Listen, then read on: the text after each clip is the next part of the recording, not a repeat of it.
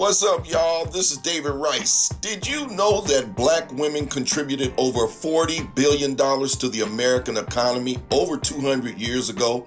I just wrote about it in my new book, Nancy, How a Slave Got Reparations. Black history is American history, our contributions and our triumphs. Look at this clip and I'll be back.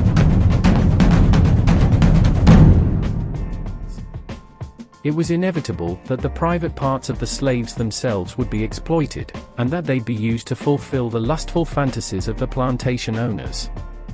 Female slaves would be flogged for minor offenses, and their mistresses often left them standing in the field for long periods in the bright sun. From everything attached, it can be concluded that the life of slaves was below any level of humanity, and the life on the plantations is also witnessed by the former slave Harriet Jacobs, the author of Incidents in the Life of a Slave Girl. The slave girl is raised in an atmosphere of licentiousness and fear. The gnash and the foul talk of her master and his sons are her teachers. When she is 14 or 15, Corona or his sons or the overseer, or perhaps all of them, begin to bribe her with presents. If these fail to accomplish their purpose, she is whipped and starved into submission to their will. Brutal lives of female slaves. Secondly, while sources do not suggest that witnessing the sexual abuse of female slaves turned mistresses into sympathetic allies, it was actually quite the contrary. Powerless to stop men's transgressions and suffocated by the hypocritical ideals of female purity thrust upon them, most turned a complicit blind eye or further abused the victims.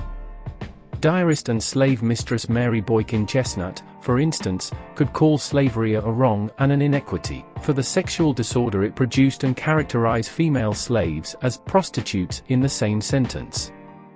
Mistresses such as Boykin Chestnut self-pityingly casted themselves as the sole victims of white men's actions, while extending little sympathy towards the enslaved victims. Instead, many reproduced racist stereotypes of black women as animalistic, hypersexual, and complicit in their own abuse.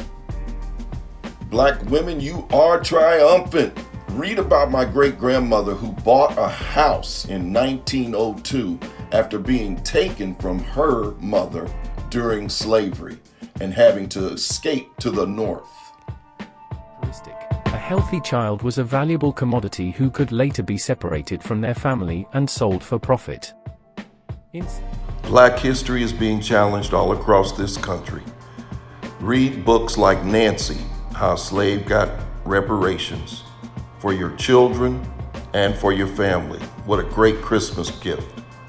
We cannot let them take our black history away. Black history is American history.